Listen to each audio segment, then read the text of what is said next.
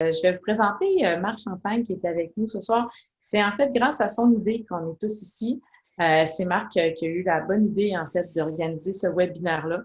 Donc, Marc est notre coordonnateur du réseau DS. On est très content de l'avoir avec nous. Donc, Marc, je te cède la parole pour que tu puisses te présenter et expliquer un peu le réseau, c'est quoi. Ben, merci beaucoup, Pascal. Comme Pascal l'a dit, mon nom est Marc Champagne. Je suis coordonnateur en remplacement temporaire du réseau des délégués sociaux pour la Montérégie. Euh, c'est ça. Puis l'idée m'est venue, c'est que ben, c'est sûr que il y a un bon nombre de nos membres qui sont retrouvés sans emploi à cause de la maudite pandémie. Donc, là, je me demandais quoi faire pour aider finalement, pour qu'on puisse, comme délégué social, à prime abord, je prêchais pour ma paroisse, comment on pouvait aider nos travailleurs qui étaient dans la misère. Bien, c'est sûr que des travailleurs qui ont des problèmes, ce n'est pas juste des problèmes de consommation, des problèmes de jeu, des problèmes de ci, des problèmes de ça. Bien, s'ils ont des problèmes d'argent, bien, c'est bien sûr que ça peut amener tous les autres problèmes. C'est pour ça que je suis allé au problème à la source. Fait que, j'ai cherché de fil en aiguille, j'ai tombé sur Jean Binet, puis j'ai demandé à Jean s'il pouvait nous faire une présentation sur la nouvelle réforme là, d'assurance emploi à cause de la pandémie, puis il a accepté. Et je trouvais ça vraiment bien le fun. Donc, encore merci, Jean. Puis, c'est ça. Là, donc, je remercie tout le monde, toute la gang des participants qui sont là. Ça m'épate bien gros de voir là, comme 45, 50 personnes qui sont là sur l'heure du souper. C'est des gens qui m'ont dit que vous êtes donc des gens de cœur. Donc, merci beaucoup, puis bonne rencontre. Merci, Marc. Donc, pour notre invité, en fait, la personne qui vient nous présenter ce webinaire, c'est Jean Binet, du directeur du service de l'éducation de la FTQ. Donc, écoute, Jean, je ne sais pas si tu as vraiment besoin de présentation au niveau du monde FTQ, mais je veux juste te dire que c'est vraiment un grand, grand plaisir de t'avoir avec nous ce soir. On te remercie beaucoup. Puis sur ce, je vais te laisser la parole. Ben, merci Pascal, merci Marc, merci de m'accueillir en fait dans ce webinaire-là. Aussi bête que ça puisse paraître, c'est le premier webinaire que je fais depuis le début de la pandémie. J'ai plus souvent passé mon temps au téléphone, surtout quand c'était des dossiers d'assurance chômage. Beaucoup plus passé mon temps au téléphone à essayer d'aider les gens à comprendre comment ça se passait à l'heure actuelle. Donc, bien content d'être avec vous. Ça me fait plaisir d'être avec vous et j'espère que je vais me faire comprendre parce que l'assurance emploi ou l'assurance chômage, pour ceux qui aiment mieux le dire comme ça, puis c'est correct de le dire comme ça, c'est pas tout le temps simple. Comment je vais procéder? Ben, je vais procéder avec quelque chose que j'aime pas du tout, en fait, moi non plus. C'est un PowerPoint, mais en fait, dans le cadre d'une présentation, c'est le support le plus facile pour un peu garder notre structure de présentation. Donc, je vais utiliser un PowerPoint. Ça devrait quand même pas être si long que ça. Là. Je ne me suis pas vraiment timé. Après, il y aura la place à du questionnement à ce moment-là pour vous, pour voir si vous voulez préciser des choses ou ajouter des choses. À la FTQ, oui, je suis directeur du service d'éducation, mais aussi responsable technique du dossier d'assurance-emploi, responsable aussi du comité d'assurance-emploi de la FTQ, où siègent certains de vos collègues qui proviennent de vos syndicats. Et naturellement, je ne connais pas tout, j'en connais beaucoup, je ne connais pas tout. J'ai quand même un bon réseau, ce qui me permet souvent de répondre à plusieurs questions. Donc, ça ne veut pas dire que je serai en mesure de répondre à toutes vos questions aujourd'hui, mais il me fera plaisir d'aller consulter mon réseau et tenter de pouvoir vous répondre si c'est possible de le faire. Donc, pour ce faire, je vais commencer par partager mon écran. Merveilleux. Donc, je l'ai intitulé, en fait, Changement à l'assurance-emploi en temps de pandémie, parce qu'effectivement, les changements qui ont eu lieu cet automne, principalement cet automne pour ce qui est de la loi sur l'assurance-emploi, sont arrivés à cause qu'en fait, qu'il y a une pandémie qui nous a frappé au mois de mars et on va regarder ça en même temps. Donc, quel est le programme du webinaire? Ben, dans un premier temps, ce qu'on va faire, c'est qu'on va faire un rappel sommaire du régime d'assurance-emploi avant la COVID. D'une part, pour un peu mettre tout le monde au même pied d'égalité sur comment ça fonctionne l'assurance-emploi et en même temps, voir en fait, ça a été quoi les impacts de cette situation-là sur le régime d'assurance-emploi. Par la suite, on va y aller avec le sujet en fait qui fait que j'ai été invité, c'est le régime d'assurance-emploi simplifié. Donc, comment on a transféré maintenant des nouvelles dispositions dans le régime. Et je terminerai parce que peut-être que ça pourrait vous intéresser dans un contexte où vous pouvez aider de vos membres qui ont des difficultés un peu plus importantes ou des membres de votre entourage qui peuvent avoir des difficultés plus importantes, bien, les nouvelles prestations canadiennes de relance économique. Donc, c'est le programme de ce soir. Donc, rappel sommaire du régime d'assurance-emploi avant la COVID. Bon, ben, le régime d'assurance-emploi, en fait, c'est un régime qui est conçu, là, comme il est écrit là, pour faciliter les transitions sur le marché du travail. Entre autres, ben, il va aider les gens en leur fournissant un revenu de prestations régulières d'assurance-emploi, généralement quand on perd notre emploi, ou des prestations spéciales d'assurance-emploi. Meilleur exemple, c'est les prestations de maladie, prestations de compassion. Il y a les prestations de maternité, mais au Québec, la différence, c'est que ces prestations-là, on les obtient via le régime québécois d'assurance parentale. Troisième élément qui va fournir de l'aide, c'est le programme de travail partagé, l'assurance-emploi, qui en fait que des gens vont réduire leur temps de travail de 4, 3 ou 2 jours par semaine et le reste de la semaine va être complété par l'assurance-emploi. Donc, le régime, il offre des revenus dans ces contextes-là. Il y a 4 critères d'admissibilité à l'assurance-emploi. Le premier, c'est d'avoir occupé un emploi assurable. Donc là, cassons-nous pas la tête. Généralement, l'ensemble de vos membres ont un emploi assurable, c'est-à-dire qu'ils travaillent dans un milieu de travail avec un lien de subordination, c'est-à-dire un employeur qui lui dit de fournir du temps de travail, une prestation de travail, moyennant un revenu. Donc, c'est considéré comme un emploi assurable à ce moment-là. Deuxième critère d'admissibilité, c'est avoir subi un arrêt de rémunération. C'est un mot très un peu vague et qui veut dire en fait que l'arrêt de rémunération, c'est une perte d'emploi. Une perte d'emploi dans le sens où j'ai perdu mon travail ou une perte d'emploi dans le sens où je suis malade et je ne peux plus travailler, donc j'ai un arrêt de rémunération. On s'entend pour dire que le 13 mars dernier, il y a plusieurs personnes qui ont eu un arrêt de rémunération en ce moment. Troisième critère, et il est souligné parce que c'est beaucoup à cet endroit-là qu'on va s'attarder durant le webinaire, c'est avoir accumulé suffisamment d'heures assurables durant sa période de référence, c'est-à-dire 420 à 700 heures pour les prestations régulières et 600 heures pour les prestations spéciales. Pourquoi période de référence est en italique?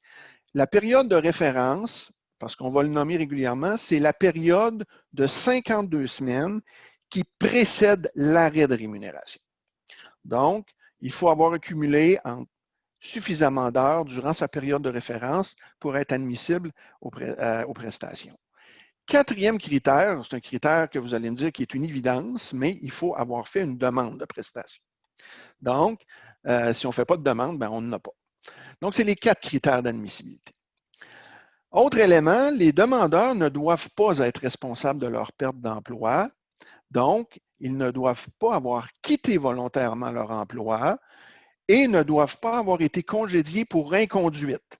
Donc, inconduite au sens de la loi, c'est assez large, mais l'inconduite pour l'assurance-emploi, ce n'est pas nécessairement l'inconduite pour l'employeur. Donc, je ne rentrerai pas dans le débat de l'inconduite, mais s'il y a départ volontaire et inconduite, vous n'êtes pas inadmissible, vous êtes exclu du régime. C'est ce qu'on appelle ces 2 critères-là, la peine capitale en assurance-emploi. Si vous avez ça sur votre relevé d'emploi, vous êtes exclu carrément des prestations, vous n'y avez pas droit. Autre élément important à se souvenir dans le contexte actuel, c'est que les demandeurs sont tenus d'être disponibles pour travailler et être à la recherche d'un emploi. Donc, il faut être disponible et la recherche d'un emploi. Et la disponibilité, ben, on la crée à partir du moment où on fait des recherches d'emploi. On indique sur nos déclarations aux 2 semaines qu'on est disponible à travailler. Si on reçoit un appel de la Commission de Services Canada pour savoir si on cherche de l'emploi, on doit effectivement le dire. On doit également aussi affirmer, si on nous le demande, de fournir des exemples de recherche d'emploi, un registre de recherche d'emploi. La disponibilité aussi va se donner à partir du moment où on nous invite à venir à une formation dans le bureau de chômage. Si on refuse, on vient dire qu'on n'est pas disponible. Si on accepte, ben là, on vient dire qu'on est disponible. Donc, la notion de disponibilité et la recherche d'emploi sont 2 notions importantes. Si on n'est pas en mesure de démontrer ça, on n'est pas exclu du régime, on devient inadmissible jusqu'à temps qu'on ait rectifié la situation. C'est le taux de chômage de la région économique dans laquelle réside un prestataire qui détermine 3 éléments importants. Il va déterminer, donc ce n'est pas la région économique où je travaille, mais bien où le prestataire réside. Et il va déterminer en fait le nombre d'heures d'emploi assurable dont j'ai besoin. Donc, comme on a dit tantôt, entre 420 et 700 minimum et 600 pour les prestations spéciales. Ça va aussi déterminer, ce taux de chômage-là, le nombre de semaines de prestations régulières. C'est entre 14 et 45 semaines de prestations payables d'assurance emploi auxquelles un prestataire peut avoir droit durant sa période de référence. Période de prestation, pardon. Autre terme en italique, je vous ai dit tantôt que la période de référence, c'était les 52 semaines qui précèdent mon arrêt de rémunération. La période de référence, c'est les 52 semaines qui suivent mon arrêt de rémunération et qui deviennent maintenant la période de prestation. Ce qui veut dire que les 14 jusqu'à 45 semaines de prestations payables que je peux obtenir devront être pris durant cette période de prestation de 52 semaines. Donc, vous comptez bien, on n'a jamais, à part certaines circonstances, là, si on a des prestations régulières pour une période X, ben, on va les avoir, si on a 45 semaines, ben, ça se prend dans 52 semaines et donc il est possible à ce moment-là, ben, pas possible, si on n'a pas trouvé d'emploi, ben, après 45, on n'a plus rien, même si la période de prestation n'est pas terminée. Naturellement, ces montants, ces nombres de semaines payables vont être différents pour les prestations spéciales. Donc, prestation de maladie, c'est 15 semaines. Prestation de compassion, ça peut aller jusqu'à 26 semaines. Donc là, ça va dépendre du type de prestation. L'autre élément que ça va déterminer le taux de chômage, c'est le nombre de meilleures semaines de rémunération, donc, c'est-à-dire entre 14 et 22, qui sera utilisé pour établir le taux de prestation hebdomadaire d'un prestataire. Donc, pour déterminer le montant que vous allez recevoir au chômage, c'est un dénominateur qu'on appelle qui se situe entre 14 et 22. Ce dénominateur-là, qu'est-ce qu'il veut dire? C'est que si mon dénominateur est 14, ben, on va prendre les 14 meilleures payes que j'ai eues dans les 52 semaines de la période de référence et on va se servir de ces 14 meilleures payes-là pour déterminer le montant de mes payes, de mes prestations de chômage. Si mon dénominateur est 22, ben, on va utiliser les 22 meilleures payes. Si mon dénominateur est 22, mais que j'ai travaillé à temps partiel et que j'ai travaillé uniquement 20 semaines, ben, on va utiliser les 20 payes que j'ai eues et on va les diviser par 22 et là, ben, ça va réduire le taux de prestation. Donc, le dénominateur, ce n'est pas la meilleure idée qu'ils ont eue à un moment donné. Donc, ça vient déterminer. Pourquoi que je place ça? Ça va être assez important pour la suite des choses et la révision et les changements qui ont lieu à partir de septembre. Donc, avant la COVID, donc au moment où le Québec s'est arrêté, le taux de chômage de toutes les régions économiques au Québec se situait à 6 % et moins. à l'exception de la Gaspésie qui était autour de 14 %. Donc, ça exigeait à ce moment-là 700 heures d'emploi assurable minimum pour à peu près toutes ces régions-là, à l'exception de la Gaspésie. Le dénominateur était fixé à 22 à ce moment-là pour toutes ces régions-là, à l'exception de la Gaspésie. Et le maximum de semaines payables qu'on pouvait obtenir dans toutes les régions où il y avait un taux de chômage à 6 % et moins, c'était 36 semaines de prestations. C'était le maximum qu'on pouvait avoir. Après une semaine d'arrêt, donc après le 13 mars, après une semaine d'arrêt, il y avait 1,9 million de chômeurs et chômeuses de plus qui avaient fait en fait une demande de chômage durant cette semaine-là. Après 2 semaines, on était rendu à 3 millions de chômeurs, chômeuses, après 2 semaines. Les semaines qui ont suivi, ça l'a augmenté, puis ça l'a augmenté.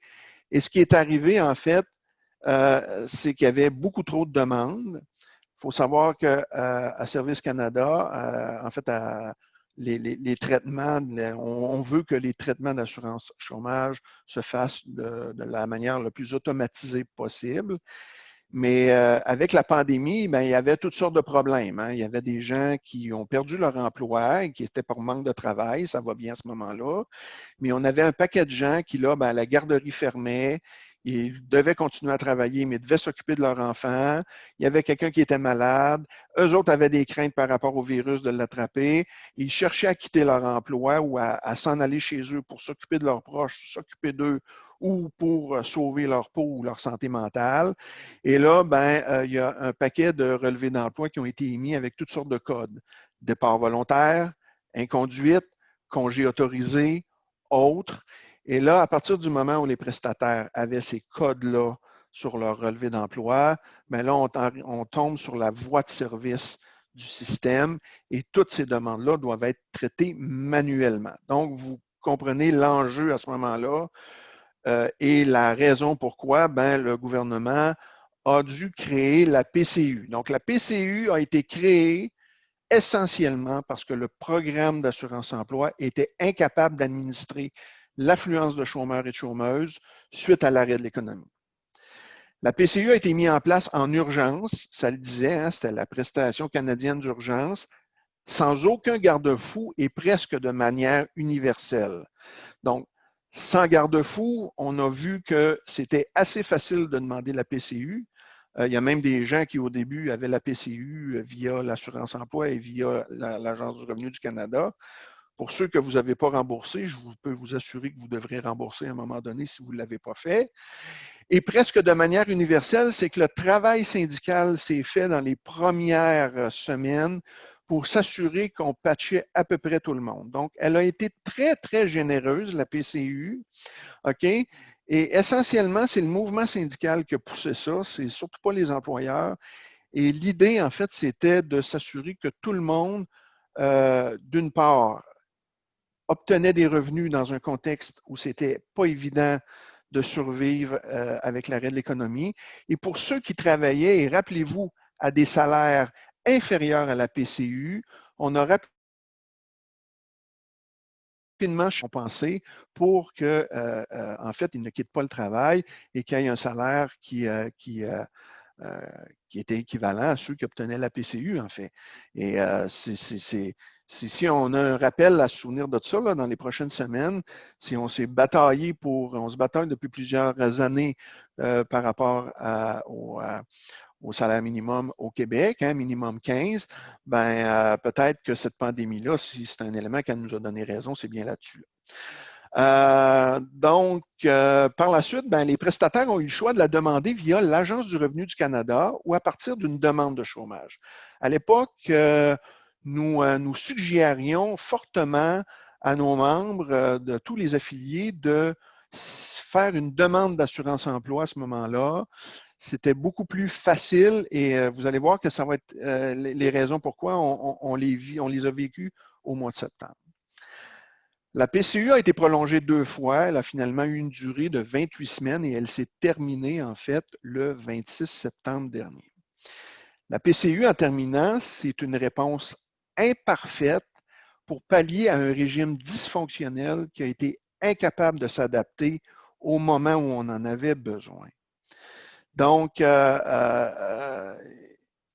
c'est là où on en était. Et là, depuis tout l'été, nous, on se questionnait, on talonnait le gouvernement, on a envoyé des lettres à Jean-Yves Duclos, on a poussé notre consensus intercentral syndical au Québec pour s'assurer que le gouvernement nous entendrait et trouverait un moyen de faire une transition, parce qu'on savait qu'il finirait par faire une transition, parce qu'on s'attendait qu'il y ait une deuxième vague et qu'il y aurait probablement des problèmes.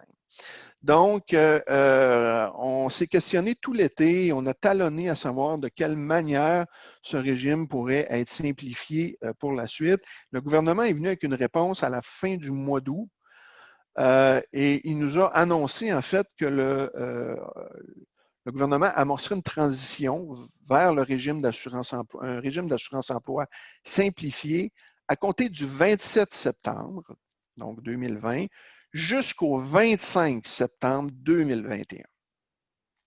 Qu'est-ce qui a changé en fait? Il a fait une modification à partir d'un arrêté, donc un arrêté, un arrêté ministériel qu'on appelle l'arrêté numéro 8. Et il a introduit 3 nouvelles mesures temporaires pour la période du 27 septembre au 2020 jusqu'au 25 septembre 2021. Donc, il a mis 3 mesures temporaires pour faciliter l'accès au régime. La première, il a établi un taux de chômage minimum à l'échelle du Canada. Deuxième mesure, il a établi un crédit d'heure unique. Ce que ça veut dire un crédit d'heure unique, c'est un crédit d'heure qui peut être applicable pour un prestataire une seule fois durant la période qui est d'un an qui est commencé maintenant. Troisième élément, troisième mesure qui est venue établir, c'est un montant minimal de prestations de chômage. Donc, regardons ça un peu dans le détail. Donc, un taux de chômage minimum à l'échelle du Canada. Rappelez-vous ce qu'on a regardé tantôt quand on a fait le rappel, l'influence du taux de chômage sur les prestations ou sur l'admissibilité et l'administration du régime. Donc, comme les conditions du marché du travail demeurent incertaines et imprévisibles, on le voit avec la pandémie qui a repris cet automne, il a été décrété par le gouvernement que il y aurait un taux de chômage minimum établi à la grandeur du pays pour toutes les régions économiques d'assurance-emploi, donc coast to coast, à 13,1 %. Les personnes qui habitent dans des régions où l'assurance-emploi, le taux de chômage est plus élevé que 13,1 %, ça serait leur taux réel qui serait pris en compte. Donc, il y en a, mais il n'y en a quand même pas tant que ça. Au Québec, c'est encore la Gaspésie qui essentiellement, là, qu'on peut être sûr, qui est plus haut que 13,1. Mais toutes les autres, peu importe là, ce qui est le taux de chômage réel, tout le monde, il est établi pour la prochaine année, le taux de chômage est à 13,1 %. Qu'est-ce que ça veut dire? Ce changement-là, il a pour effet de faire quoi? De fixer un critère d'admissibilité minimum aux prestations régulières à 420 heures. Et ce 420 heures-là, c'est avant l'application du crédit d'heure. Ce taux de chômage-là, il vient établir un droit minimum de 26 semaines de prestations régulières d'assurance-emploi. Donc, le minimum qu'on peut recevoir, c'est 26. C'est plus 14, là. On est à 26 semaines. Et il vient fixer le dénominateur, là, je vous avais montré tantôt 14 à 22, il vient fixer le dénominateur à 14 pour toutes ces régions. Donc, on prend les 14 meilleures semaines de travail pour calculer les prestations hebdomadaires de chômage. Maintenant, il a établi un crédit d'heure pour faciliter l'accès aux prestations d'assurance-emploi. Donc, ce crédit d'heure unique-là, qu'est-ce qu'il vient faire? C'est qu'on a établi le crédit d'heure à 300 heures pour les demandes de prestations régulières de chômage et le travail partagé, donc les pertes d'emploi. On a établi un crédit d'heure à 420 heures d'emploi assurable pour les demandes de prestations spéciales, donc les prestations parentales, maternité. Ça, c'est au Canada anglais, là, c'est pas pour ce qui est du RQAP, mais les prestations de maladie, compassion, proche aidant, donc on vient établir un crédit d'heure de 420 heures. Ce crédit d'heure unique, donc, est appliqué à tous les prestataires qui présentent une demande dans la prochaine année. Et une fois est appliqué une fois. Ainsi, la logique, et là, je vais le dire exactement comme le gouvernement le dit, mais après, je vais expliquer dans les faits comment ça se passe. Ainsi, les personnes pourraient avoir le droit à l'assurance emploi avec seulement 120 heures. Donc, on a vu tantôt, si je recule, que le nombre d'heures minimum, c'est 420 heures. Et si j'applique un crédit d'heures de 300 heures, ben, ça fait réduire le 420 jusqu'à 120 heures. Et donc, avec 120 heures, je peux me rendre admissible à l'assurance emploi. Dans les faits, c'est vrai. Quelqu'un qui a 120 heures va être admissible à l'assurance emploi, va avoir 26 semaines de prestations et on va se servir de ces 14 meilleures semaines pour se qualifier à l'assurance emploi ou en fait le nombre de semaines qu'il a travaillé. Exemple, si c'est 8 semaines, bien, ça sera les 8 semaines qui s'est servi. Sinon, ça va être 14 qu'on va utiliser, sinon c'est moins que 14. Dans les faits, comment qu'on fait ça? C'est pas qu'on part de 120 et on rajoute un crédit d'heure, c'est qu'on part du nombre d'heures que les gens ont travaillé. Donc, prenons l'exemple de quelqu'un qui a travaillé 1000 heures. Ce qu'on vient lui dire, c'est qu'on vient lui rajouter un crédit d'heure. Et quand il va faire sa demande de chômage, il va être crédité de 300 heures et il va avoir, dans les faits, comme s'il avait travaillé 1300 heures. Et c'est avec ces principes-là qu'on va déterminer le nombre de semaines de prestations, le taux de prestations qu'il va recevoir, ainsi que c'est quoi l'autre affaire? En tout cas, j'ai un blanc. Mais donc, on va venir calculer à partir de ce nombre d'heures-là.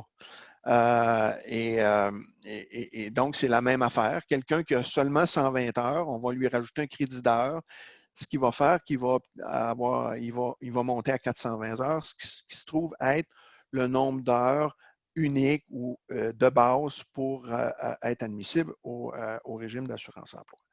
La même chose se passe quand c'est des prestations régulières. Si la personne a 120, on a besoin de 600 heures au niveau de l'assurance emploi, au niveau des prestations spéciales. Si la personne a 420 heures, si on lui rajoute 420 heures de crédit, ben, ça vient obtenir son 600 heures qui la qualifie pour les prestations de maladie. La seule différence, c'est qu'à ce moment-là, elle va obtenir les prestations pour le régime le régime qu'elle a fait une demande de prestation. Donc, ce crédit d'heure-là va être appliqué, il va s'appliquer de cette façon-là. Vous aurez des questions si je n'ai pas été clair, mais n'hésitez pas à poser des questions par la suite.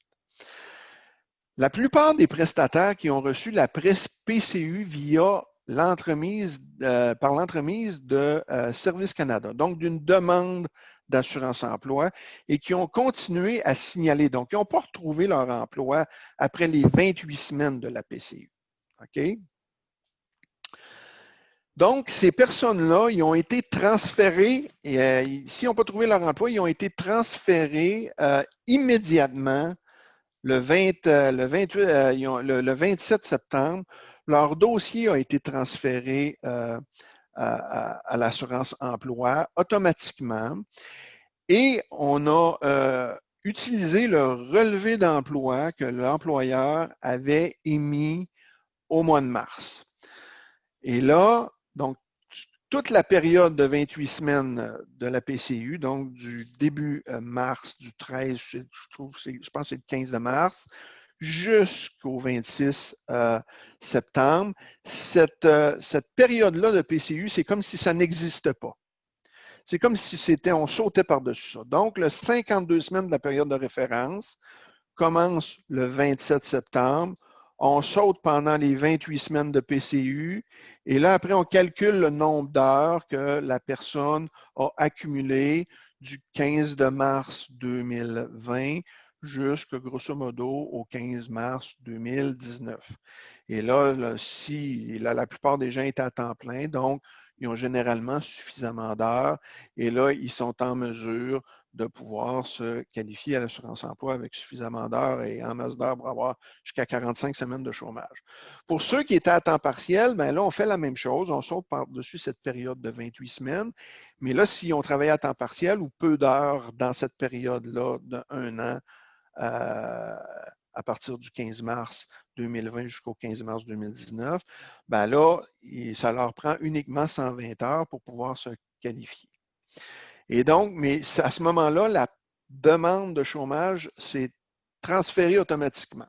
Donc, s'il n'y avait pas de bug sur les relevés d'emploi, ces personnes-là ont continué business as usual comme si de rien n'était. Maintenant, pour ceux qui, ça peut arriver qu'il y a des gens qui ont fait une demande de PCU via l'Agence du revenu du Canada. Donc là, eux, par exemple, le 27, ils devaient faire une demande d'assurance-emploi le 27. S'ils ne l'ont pas fait, ben c'est clair qu'ils n'ont pas de prestation, puis la PCU est terminée. Donc, si vous avez du monde qui vous ont appelé, puis qui vous ont demandé comment ça se fait qu'il ne s'est rien passé, puis qu'est-ce qu'ils devaient faire, ben à compter du 27, ils devaient faire une demande d'assurance-emploi. Et là, le même principe s'appliquait. Toute la période de PCU de 28 semaines était enlevée. Et là, ben, on se servait du relevé d'emploi du salarié qui a été émis le 15 de mars à ce moment-là. En mars, ceux qui avaient un relevé d'emploi avec la mention départ volontaire, inconduite, congé autorisé ou autre, risquent de voir, par exemple, le traitement de leur demande de chômage suspendu, donc non traité. Et là, il va falloir appeler et se débattre. Et ça se plaît d'un départ volontaire, ça se plaît d'une inconduite. Et là, le congé, on devrait expliquer pourquoi l'employeur, et là, on plaide à ce moment-là. Mais si vous aviez ces codes-là, ben là, c'est clair qu'il n'y a pas eu de transfert automatique à ce moment-là. Ceux pour qui l'employeur avait écrit COVID sur le relevé d'emploi, ce n'est pas un code à l'assurance-emploi, mais sur le relevé, il a écrit COVID, ben ça, la Service Canada a appelé chacun des employeurs qui a écrit ça pour savoir exactement c'était quoi le problème. Et là, si le problème, c'était une question qu'on fallait isoler les gens, qu'il fallait on leur disait de s'en aller chez eux parce qu'on n'avait plus de travail à cause de la COVID, ben ça a été traité comme un manque de travail. Et là, normalement, ça a été transféré sans problème. Donc, c'est ce qui s'est passé le 27. Maintenant, le montant minimal de prestation, ce n'est pas compliqué. En plus des mesures visant à faciliter l'accès au régime d'assurance-emploi, dès le 27 septembre 2020, les nouveaux prestataires d'assurance-emploi vont recevoir 500 pièces minimum, au moins 500 pièces minimum par semaine. Donc, on ne peut pas avoir en bas de 500 pièces pour la prochaine année. C'est le minimum. Donc, ça commence à ressembler à ce qu'il y avait au niveau de la PCU. Le maximum, je vous le rappelle, pour 2020, c'est 573. En plus, le délai de carence, donc les semaines d'attente, ou ce qu'on appelle les semaines d'attente, le délai de carence pour les prestations régulières a été suspendu, en fait, jusqu'au 25 octobre 2020. Donc, depuis le 26 octobre 2020, le délai de carence, pour ceux qui font une demande après le 25 octobre, le délai de carence d'une semaine va être appliqué à votre demande, mais avant ça, il ne l'était pas. Et jusqu'au 25 septembre 2021, le délai de carence est suspendu pour les prestations de maladie. Donc, toute personne qui fait une demande de prestation de maladie, il n'y aura pas de délai de carence d'observer. C'est payable à compter de la première semaine.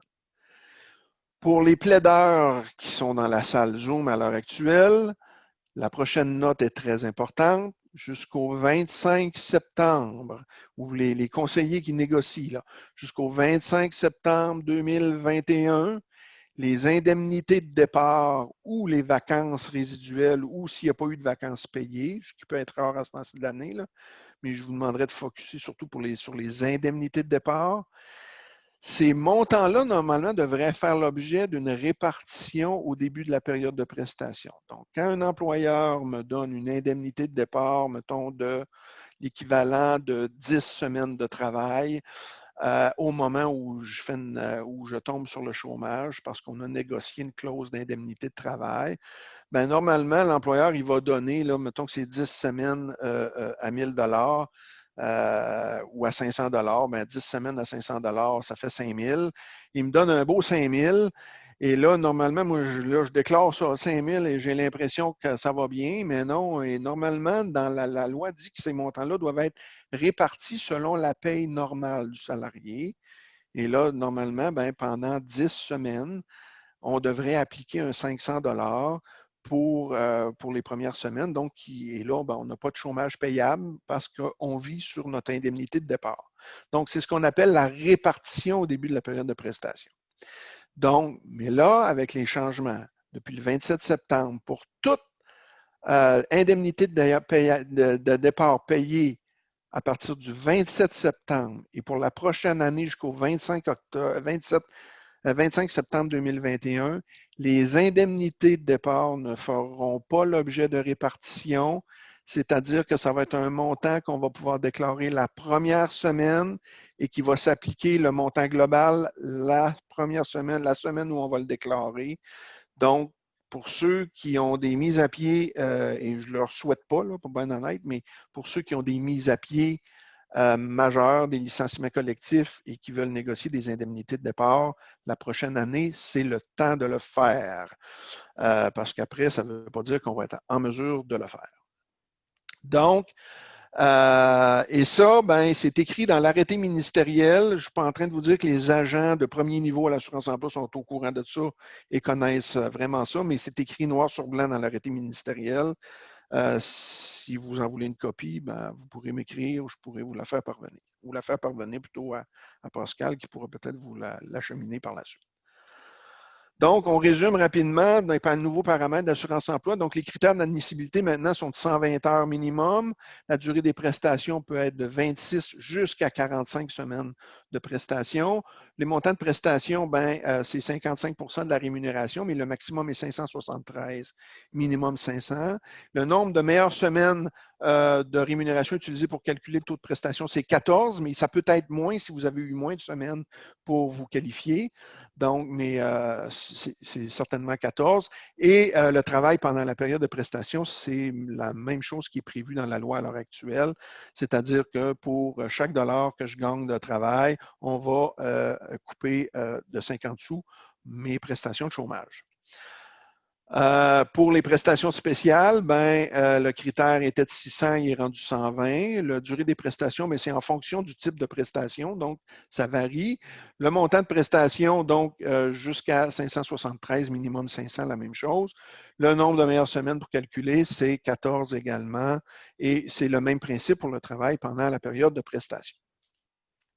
Donc, c'est les modifications à l'heure actuelle du régime d'assurance-emploi pour la prochaine année. Et je vous dirais que quand on a vu cette annonce-là, on était particulièrement content parce que le gouvernement fédéral a à peu près ramassé plein de propositions qu'on lui avait faites durant l'été sur les critères d'admissibilité. Donc, on était bien content de ça. Malgré tout ça, il y a quand même des gens, je vais regarder mon temps et effectivement, je vais essayer de me dépêcher si je veux quelques questions, mais malgré tout ça, il y a des gens qui peuvent ne pas se qualifier à l'assurance-emploi. Et là, ben, le gouvernement a établi en fait des prestations canadiennes de relance économique. Donc, ça couvre la même période de 1 an, donc du 27 septembre 2020 au 25 septembre 2021. 3 nouvelles mesures. C'est pour les personnes qui n'ont pas le droit à l'assurance-emploi. Donc, les 3 sont là, prestations canadiennes de relance économique. Ça équivaut essentiellement à la PCU qu'il y avait avant, la prestation canadienne de maladie pour la relance économique et la prestation canadienne économique pour les proches aidants. Donc, prestation, qu'est-ce qu'il faut s'attendre? Les demandes de prestations de relance économique sont acceptées donc depuis le 12 octobre. Ça a commencé le 12 octobre. Les demandeurs font une demande au moyen d'un processus. Et essentiellement, là, je vais passer vite là-dessus, c'est le même principe que la PCU à ce moment-là. La seule différence, c'est que les prestations sont imposables immédiatement.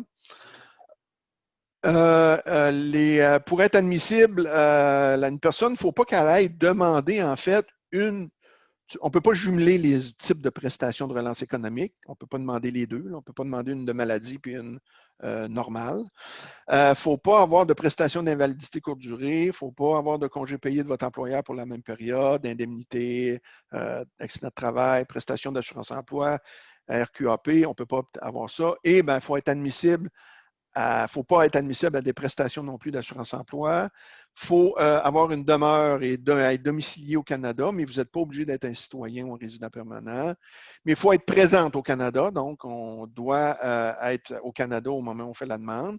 Il faut être âgé de plus de 15 ans, numéro d'assurance sociale et en fait, le critère d'admissibilité, c'est le même que la PCU, avoir gagné 5 000 $ en 2019, en 2020 ou au cours des 12 mois précédant votre demande.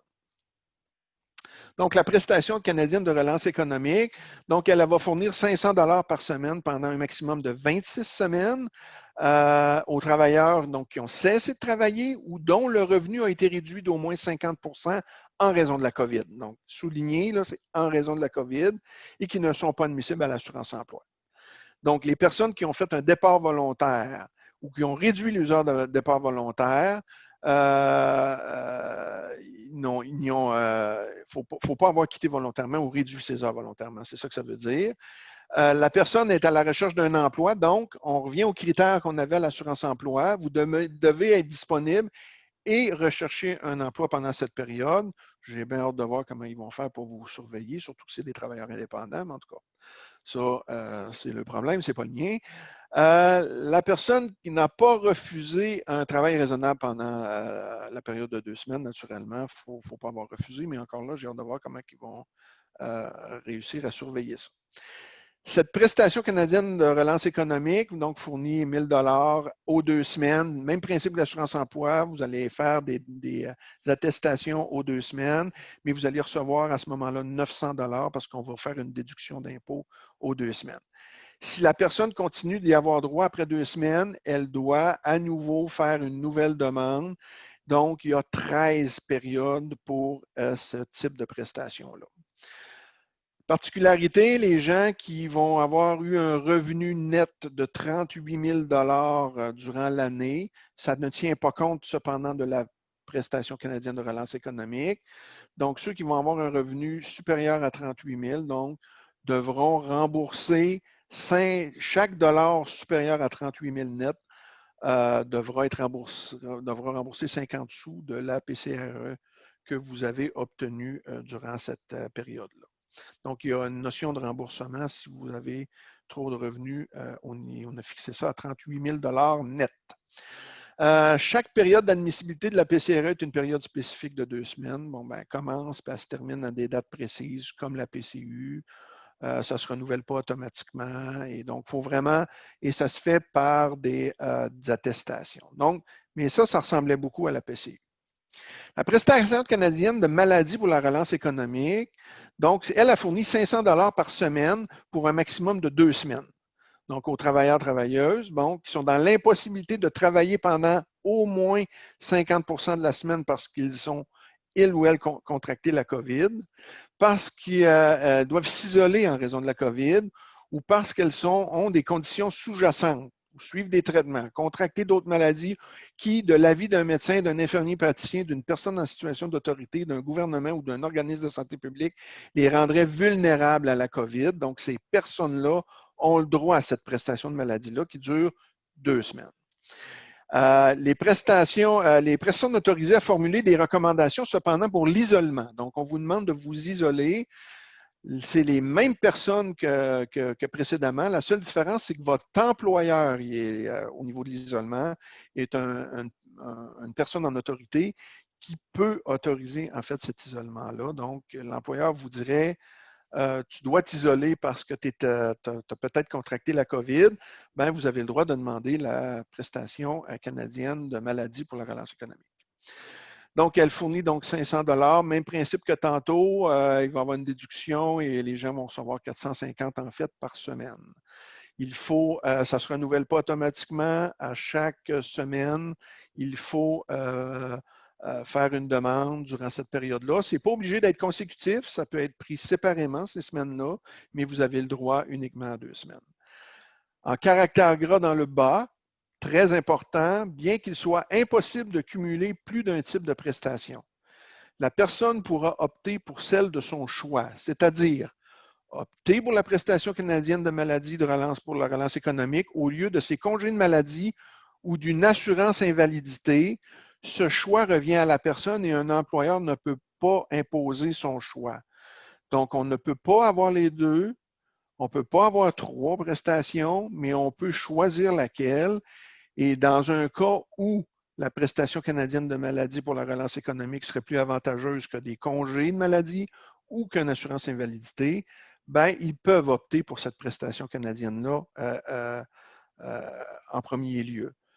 Vous ne trouverez ça à nulle part sur les sites Internet de Service Canada. Vous ne trouverez pas ça dans aucun arrêté. Mais et même les agents de Service Canada, je ne suis pas convaincu que vous n'aurez pas à vous débattre de ça, si jamais ça se sait. Mais j'ai assisté à une conférence téléphonique avec un haut fonctionnaire de Service Canada. La question lui a été posée et il a répondu exactement ce qui est écrit noir sur blanc. Et j'ai enregistré la conférence téléphonique. Donc, je peux vous garantir que ce haut fonctionnaire-là, et j'ai son nom, a dit ça. Et ça devrait se passer comme ça. Prestation canadienne, troisième et dernière, de relance économique pour les prochains dents. Donc, 500 $ par semaine par ménage pour un maximum de 26 semaines aux travailleurs et travailleuses. Donc, ils sont dans l'impossibilité de travailler pendant au moins 50 % de la semaine parce qu'ils ou elles doivent prendre soin d'un enfant de moins de 12 ans ou d'un proche. Notons là, que le proche, c'est généralement quelqu'un qui est dépendant de nous. Là. Donc, ça ne peut pas nécessairement être mon conjoint. Là, hein. Donc, c'est quelqu'un qui est dépendant de nous parce que l'enfant ou le proche est malade, en quarantaine ou à risque de développer de graves complications si elle devait contracter le virus. Son école, sa garderie, son programme de jour, son établissement de soins est fermé ou inaccessible en raison de la COVID. Ses services de soins réguliers ne sont pas disponibles en raison de la COVID-19. La personne dont vous vous occupez est atteinte de la COVID ou en a les symptômes, à risque de graves complications de santé si elle contracte la COVID, selon les recommandations naturellement d'un professionnel de santé. Les mêmes professionnels que tantôt, mais pas l'employeur, pour être sûr que tout le monde se souvient que l'employeur, c'est juste pour l'isolement. Cette prestation-là, pour les prochains aidants, fournit donc 500 $, même principe, 450 par semaine, par période d'une semaine. Donc, on enlève l'impôt. Elle ne se renouvelle pas automatiquement, la même chose, si la situation du prestataire ne change pas. Donc, il faut faire une demande pour chaque période séparément. Chaque ménage peut seulement faire des demandes pour un maximum de 26 périodes entre le 27 et le septembre 2020 et 25 septembre 2021. Il n'est pas nécessaire que les 26 soient pris consécutivement. Notez cependant que le ménage peut se partager les prestations jusqu'à un maximum de 26 semaines. Donc, vous êtes des conjoints-conjointes, ce n'est pas obligé que ce soit uniquement la même personne. On peut se les partager, mais notez que le couple ne pourra pas aller à plus que 26 semaines. Chaque période d'une semaine commence le dimanche et se termine le samedi suivant. Les prestataires peuvent faire la demande à partir du premier lundi suivant la fin de la période d'une semaine visée par sa demande. À ce moment-là, au niveau de ce type de prestation. Donc, je suis allé un peu vite parce que quand même, je voulais laisser la place aux questions. Et là, ben, ça serait le moment des questions. Donc, merci Jean pour la présentation. C'était vraiment fort utile. Puis, en tout cas, personnellement, j'ai appris plein de choses. Donc, s'il y a des gens qui veulent poser des questions, c'est le moment de le faire. Je vous inviterai en fait à poser les questions dans le chat et à lever la main pour qu'on puisse vous donner la période de questions puis vous donner votre droit de parole. Juste vous dire que si vous écrivez dans le chat puis vous indiquez vos questions, faire attention pour l'indiquer à toutes les personnes présentes et pas juste aux conférenciers. Comme ça, il n'y a pas juste moi, Jean, Marc Champagne et Stéphane qui vont le voir. Donc, tout le monde va pouvoir voir les questions que vous posez. Et je rappellerai, juste pour les gens qui sont avec nous par téléphone, de ne pas oublier de faire étoile 9 pour qu'on vous donne la possibilité de poser des questions. Et lorsqu'on vous donnera la parole, faire étoile 6. Donc, je ne sais pas s'il y a des gens qui veulent poser des questions. Pour le moment, j'en vois pas. J'ai été clair ou trop vite? Ben, écoute, moi, j'ai trouvé ça super, super limpide. J'ai Cédric Joly qui a levé la main. Bon, m'entendez-tu? Oui. OK, parfait. En fond, j'en aurais peut-être deux petites simples, vu que le temps que le monde prépare leurs questions, mais j'en avais une plus précise qui serait peut-être plus pour chez moi. Peut-être que tu ne pourras pas me répondre, peut-être que oui, Jean, on verra. Mais exemple, là, la PC MRE là, de 500 $ pour le 2 semaines seulement. Là. Exemple, une personne s'en va en voyage, revient de travail, son employeur l'isole pendant 2 semaines, il signe un papier, y a-t-il le droit à ça? 2 semaines à 500 $ chez eux en retour en isolement par rapport à un voyage qu'il a fait ou quoi que ce soit? Ou ben non, il faut que ce soit un isolement absolument dû au COVID et non juste en préventif? Ça peut être non, mais ça peut être un isolement préventif. Donc, il est revenu, il peut avoir été en contact avec la COVID à ce moment-là. Et il n'y a pas nécessairement la COVID, mais l'employeur ne veut pas le réintégrer parce qu'il y a une crainte qu'il lui demande de s'isoler pour 14 jours. Donc, à ce moment-là, il a le droit à cette prestation-là. Oui, mon nom est Sylvain Pratt. Ben moi, je suis un fonctionnaire au fédéral là, chez Service Canada, justement. Oui. Pas à l'assurance-emploi, mais aux pensions. Oui. Puis on avait des congés payés là, par l'employeur si on était diagnostiqué COVID ou il fallait garder les enfants, tout ça. Oui. Là, vous avez dit que les nouveaux programmes, un employé va avoir le droit de dire, ben moi, je prends dans ma banque de maladie ou de congé annuel ou je la mets en réserve, je vais plutôt aller chercher un programme d'assurance-emploi ou chez Revenu Canada. Non, Par exemple, je suis diagnostiqué COVID, là. Oui. Ben, j'ai une banque de congés de maladie. Là. Je pourrais dire à l'employeur, mais je ne touche pas à ma banque parce que c'est une réserve. C'est le COVID. Je vais aller chez Revenu Canada ou chez l'assurance emploi maladie? Okay. Non. Ce que ça dit, c'est que pour la prestation, pas l'assurance emploi, pour la prestation canadienne de maladie, donc via l'Agence du revenu du Canada, vous avez accès à ça et vous avez le choix, même si vous avez des congés de maladie qui peuvent vous être disponibles. Ceci dit, si vous avez plus en congé de maladie, ben, vous avez peut-être intérêt à prendre vos congés de maladie. Ça dépend de vous. Là. Moi, je suis pas, parce que là, ça va donner 500 $ pour 2 semaines. Donc, vous allez peut-être aboutir à aller chercher vos congés anyway à un moment donné. Mais ce qui a été vraiment établi, c'est que peu importe là, que les gens aient une assurance, une indemnité d'assurance ou des congés de maladie. Donc, et là, ben, il y a cette nouvelle prestation canadienne de maladie pour la relance économique.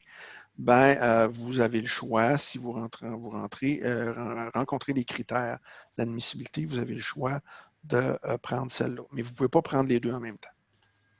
OK, donc l'employeur ne peut pas dire il te reste 2 jours de maladie dans ta banque, tu as eu une opération il y a un mois. Fait que pour les jours manquants, on va prendre dans tes congés annuels. Donc, il ne pourrait pas faire ça. Je serais en droit de dire non, je ne touche pas à ça.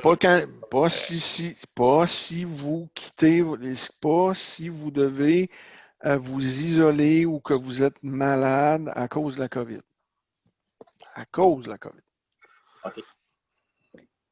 Donc, je vais... Les prestations canadiennes de relance économique, là, c'est à cause de la COVID pour ceux qui ont des pertes de revenus d'au moins 50 % et plus dans une semaine. Que ce soit maladie, proche aidant ou j'ai perdu mes contrats. Là. Je suis un travailleur autonome, j'ai perdu mes contrats. Pour ce qui est de la maladie, ben là, si vous êtes atteint de la COVID, vous devez vous isoler, vous êtes malade ou vous pensez être malade, vous attendez un résultat. Là. Vous avez été en contact, vous allez vous faire tester, puis vous ne savez pas si vous êtes malade, puis l'employeur vous dit ben, vous ne rentrez pas ou vous préférez pas rentrer, ben, vous avez le droit aux prestations canadiennes de maladie pour relance économique. Et ce qu'on vous dit, c'est que même si l'employeur, vous avez le droit des congés à ce moment-là, vous pouvez prendre vos congés, mais vous n'êtes pas obligé, vous pouvez prendre la prestation canadienne de maladie. Merci beaucoup. Je travaille chez Service Canada. Comme tu vois, là, j'en apprends, puis je ne suis pas étonné, puis... Mais celle-là, on s'attend, on n'est pas sûr que vos collègues la savent, celle-là. Ça, c'est un haut fonctionnaire qui a dit ça durant une réunion.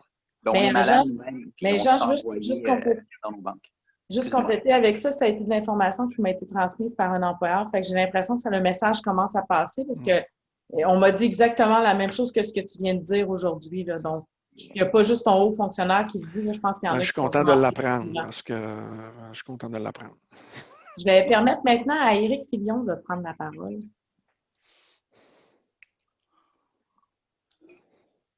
Est-ce qu'Éric, tu avais toujours une question? Ta main était levée.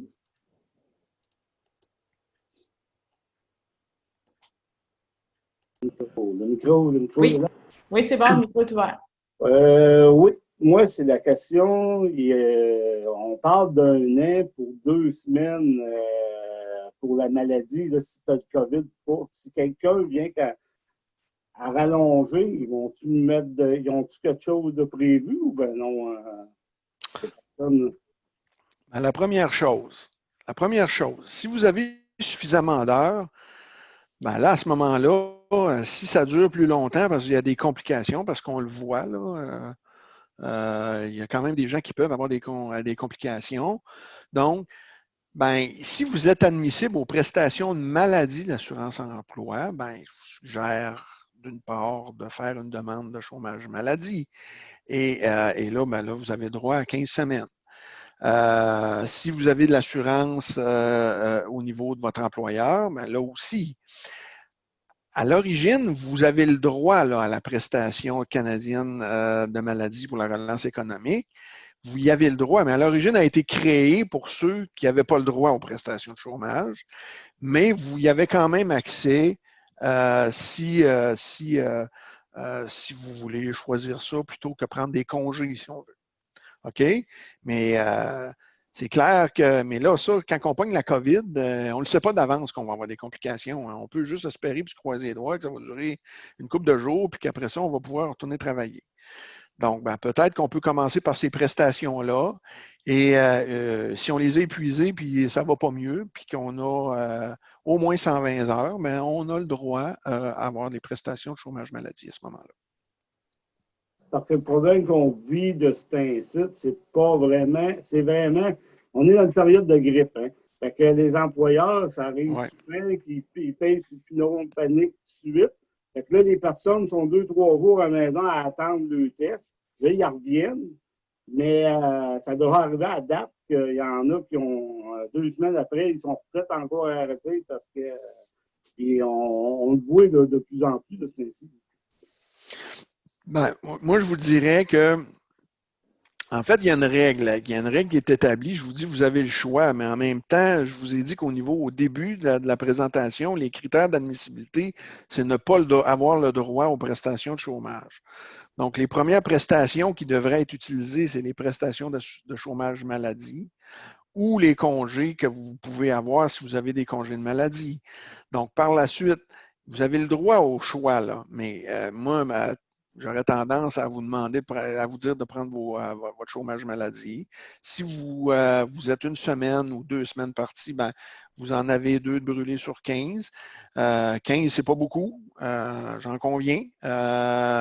J'ai d'ailleurs une collègue qui milite fortement pour que ça augmente. La FTQ milite pour que ça augmente, mais ça n'a pas changé pour l'instant. C'est toujours à 15. Et si jamais ben, vous brûlez vos 15 semaines de chômage, ben oui, ben, il y a ces 2 semaines-là qui restent, puis il y a vos congés. Puis à la limite, il pourrait, si vous avez des complications, avoir votre assurance salaire, assurance collective, le cas échéant, si vous en avez une. Donc, il y a ces critères-là qu'on peut choisir dans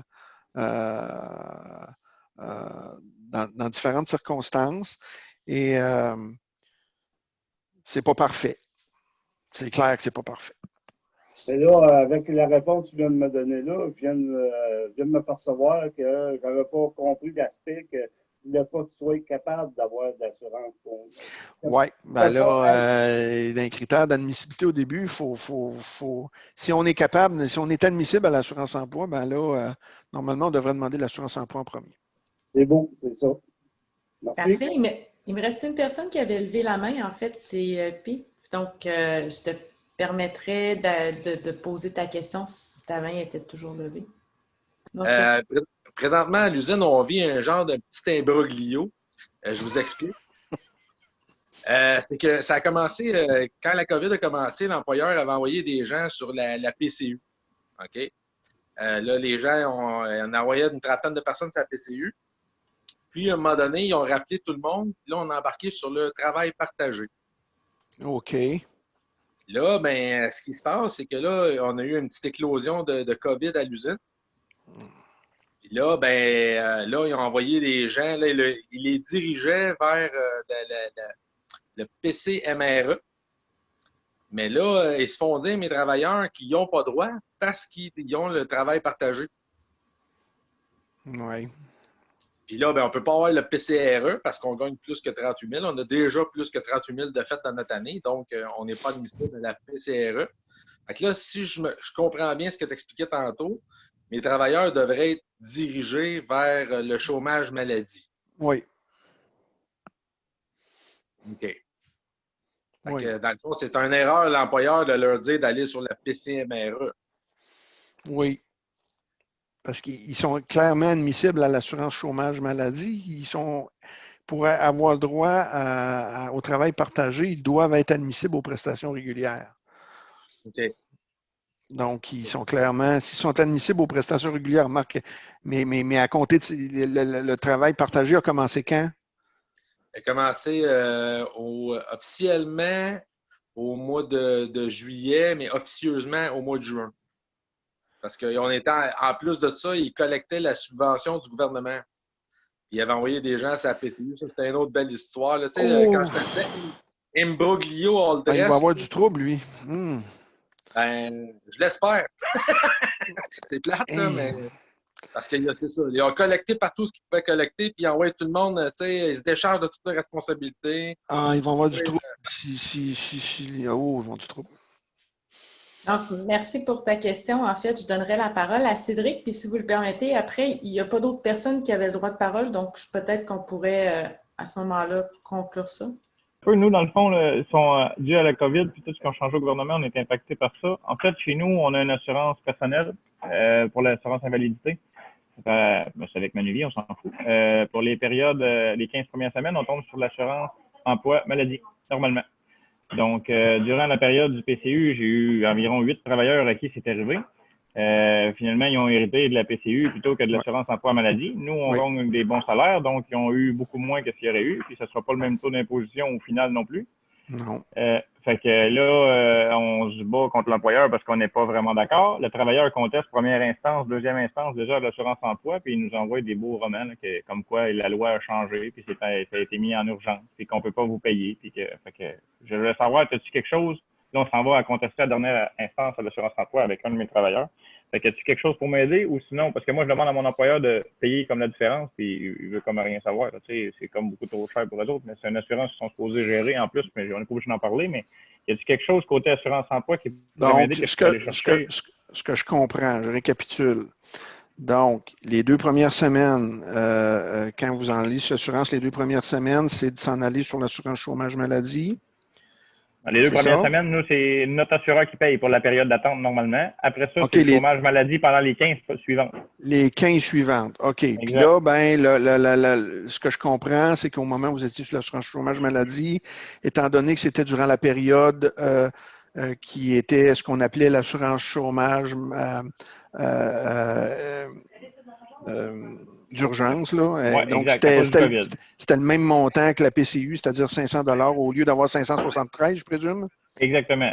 Donc, vous avez réclamé le 73 à qui? À l'employeur? En premier, au gouvernement. On a après ça, puis là, vu qu'ils me disent non, ça peut aller vers l'employeur.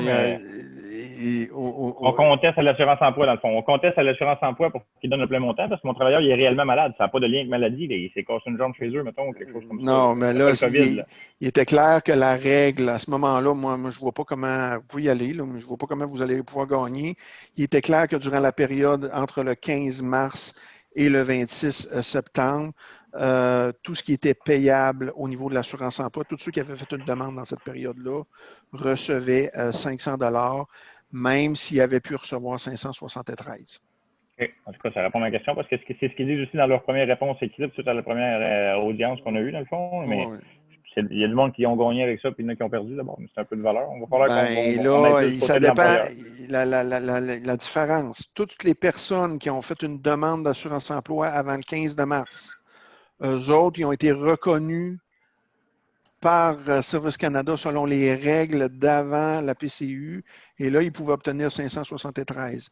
Mais toutes les personnes qui ont fait une demande après, le 15 mars et après, ben c'est clair qu'ils recevaient 500 $ par semaine.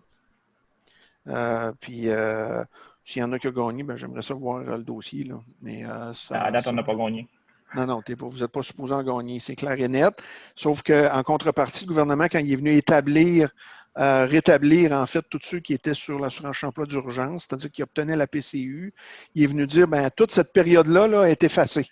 Elle n'existe pas. C'est-à-dire que votre monde qui était malade pour 15 semaines, qui sont encore malades pour 15 semaines à compter du 27 septembre, ils ont encore le droit à 15 semaines parce que la période du 15 mars au 26 septembre, elle n'existe plus. OK. Okay. Il y avait aussi Marc Champagne qui a levé la main. Donc, tu as juste à activer ton micro. Marc, toi, tu es capable, tu peux le faire tout ça.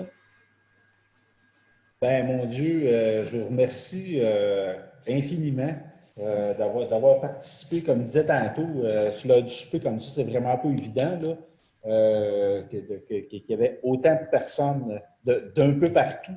Comme le Québec était tout représenté. Puis, j'avais oublié de vous dire tantôt aussi que de ne pas hésiter. Il y a des comités d'assurance-emploi au niveau de la FTQ. Si vous avez besoin de jaser avec un délégué social, vous avez juste à regarder sur le site de la FTQ dans l'onglet Entraide syndicale. Vous allez voir le comité alcoolisme, toxicomanie et autres dépendances et aussi le réseau des délégués sociaux, puis les coordonnateurs, vous avez les coordonnées je me répète, les coordonnées de tous les coordonnateurs et coordonnatrices là, au niveau du Québec. Donc, je vous remercie gros d'avoir été là à soir en si grand nombre. Là. Et merci beaucoup, Jean, de nous avoir éclairé sur ce sujet qui est comme pas clair pantoute. Là. Mais là, c'est celle-là. Merci. Ça me fait plaisir de vous avoir aidé. J'espère que ça a été clair. Si jamais vous avez des questions, naturellement, je ne suis pas en train de vous demander à la grandeur du Québec de m'appeler parce que je ne fournirai pas. Mais n'oubliez pas que vous avez des représentants chez vos affiliés, donc dans chacun des syndicats qui siègent au comité d'assurance-emploi, puis vous pouvez passer par eux autres. Eux autres, ils savent comment me rejoindre après. Ils ne me lâchent pas. Donc, moi aussi, Jean, je veux te dire un gros merci, puis j'en profiterai en fait pour remercier toutes les gens qui ont participé avec nous ce soir. Comme disait Marc, c'est vraiment, écoutez, notre taux de participation, on était une cinquantaine ici à 5h30 un mardi là, pour parler d'assurance-emploi. Fait que je pense que c'est vraiment super. Donc, écoute, Jean, là-dessus, je te laisserai le mot de la fin si tu le veux. Bien. Le mot de la fin, écoutez, le programme n'est pas plus, c'est des mesures temporaires. Le programme n'est pas plus amélioré. Le gouvernement s'est engagé là, à une grande réforme du programme d'assurance-emploi. Donc, restez à l'écoute pour la militance parce que il faudrait vraiment, de manière permanente, modifier ce programme-là pour le rendre beaucoup plus accessible aux travailleurs et travailleuses. Et il va falloir le faire parce que du côté des employeurs, on veut de l'allègement. Ça fait que soyez à l'écoute. Parfait. Bien, merci. Bonne soirée à tous. Merci tout le monde. Bonne soirée. Bye bye.